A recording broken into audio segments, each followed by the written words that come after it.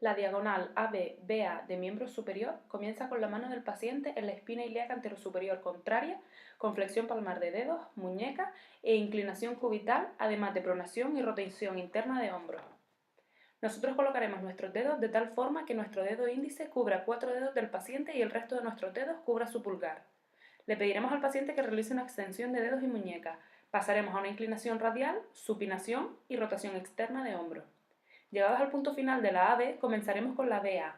Deberemos cambiar las tomas de las manos y le pediremos al paciente que haga una flexión de dedos y muñeca y pasaremos a una inclinación cubital y pronación con rotación interna de hombro, llegando a la espina ilíaca anterosuperior contraria. La musculatura implicada en la diagonal AB-BA de miembro superior es la siguiente. En la extensión y abducción del pulgar entran en juego el extensor largo, el extensor corto y el abductor del pulgar. En la extensión del resto de los dedos, el extensor largo de los dedos y los interóseos. Al pasar a una inclinación radial en la muñeca se activan el primer y el segundo radial. En la supinación del antebrazo, el bíceps braquial y el supinador corto.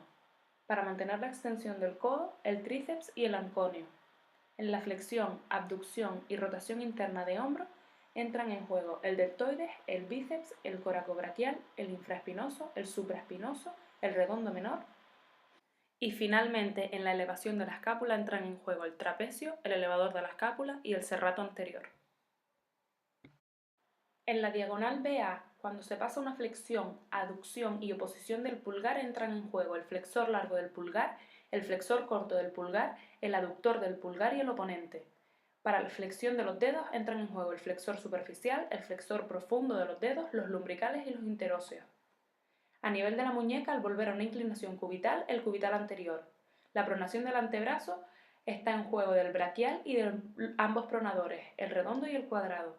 Manteniendo la extensión del codo, nuevamente el tríceps y el anconio. La extensión, aducción, rotación interna de hombro están controladas por el pectoral mayor, redondo mayor y subescapular. Y al producirse un descenso anterior de la escápula, entran en juego el serrato anterior, el pectoral menor y el romboides.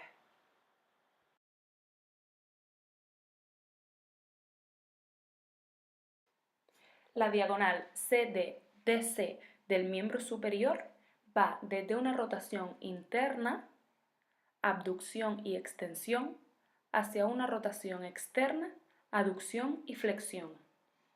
La mano del paciente se encuentra en inclinación radial, los dedos y la muñeca en extensión, el antebrazo en pronación y el hombro en rotación interna. De aquí pasará a una flexión palmar de dedos y de muñeca, una inclinación cubital, supinación y rotación externa de hombro. La musculatura implicada en la diagonal CD-DC del miembro superior es la siguiente. En la flexión, aducción y oposición del pulgar actúan el flexor largo, el flexor corto, el aductor y el oponente del pulgar. La flexión del resto de los dedos la lleva a cabo el flexor de los dedos y los lumbricales y los interóseos. A nivel de la muñeca se activará el palmar mayor y el menor.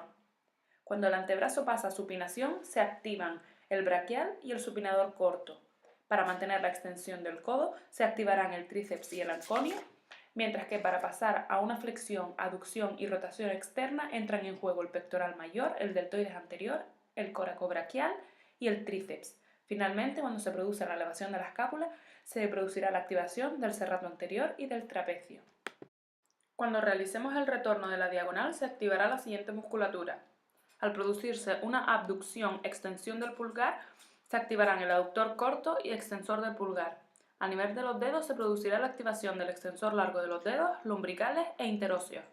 La inclinación cubital es realizada por el cubital posterior. Al realizarse la pronación del antebrazo, se activará el braquial, el pronador redondo y el pronador cuadrado. La extensión del codo se consigue gracias a la activación del tríceps y del anconio. La extensión, abducción y rotación interna del hombro ocurre gracias a la activación del dorsal ancho, deltoides, tríceps, redondo mayor y subescapular. Finalmente, el descenso posterior de la escápula ocurre con la activación de los romboides.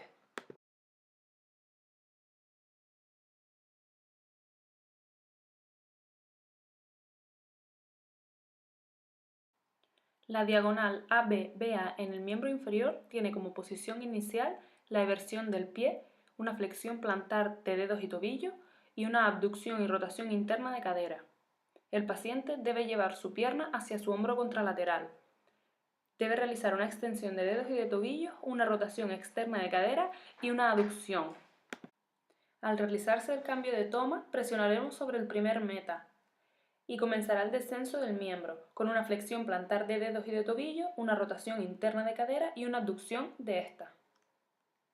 Al realizar la diagonal AB-BA en el miembro inferior, se activará una determinada musculatura.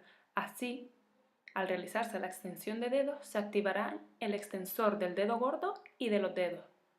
Al producirse la flexión dorsal e inversión del tobillo, se activará el tibial anterior.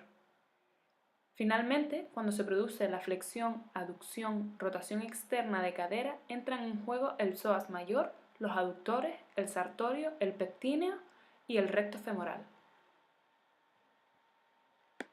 Al producirse el retorno de la diagonal, se produce una flexión de dedos en la que se activan el flexor del dedo gordo y el flexor de los dedos. En la flexión plantar y eversión del tobillo actúan el gastrocnemio, el sóleo, el peroneo largo y el peroneo corto. Para que la rodilla se mantenga en extensión es precisa la activación del cuádriceps.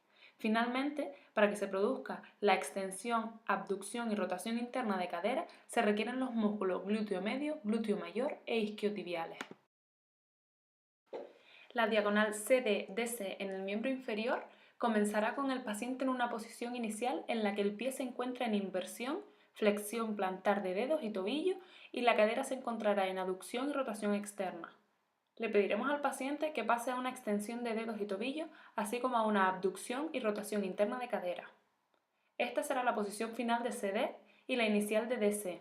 En este momento cambiaremos la toma y la realizaremos una presión sobre el quinto meta al paciente y le pediremos a él que pase a una flexión plantar de dedos y tobillo y que realice una aducción y una rotación externa de cadera. En la diagonal CD se activarán determinados músculos dependiendo del movimiento a realizar. Así, en la extensión de dedos actuarán el extensor propio del dedo gordo y el extensor común de los dedos. El tercer peroneo se activará durante la flexión dorsal y la eversión del tobillo. Para mantener la rodilla en extensión se precisa de la acción del cuádriceps. Debido a la rotación interna, abducción y flexión de cadera, se activarán los músculos tensor de la fascia lata, recto femoral, glúteo medio y glúteo menor. Durante el retorno de la diagonal, al pedirle al paciente que realice una flexión de dedos, se activarán el músculo flexor propio del dedo gordo y de los dedos. A nivel del tobillo, al realizarse la inversión y flexión, entran en juego el tríceps sural y el tibial posterior. Para mantener la rodilla en extensión se activará el cuádriceps y a nivel de la cadera se realizará un movimiento de extensión, aducción y rotación externa, por lo que se activarán los músculos aductor mayor, glúteo mayor, isquiotibiales y rotadores externos.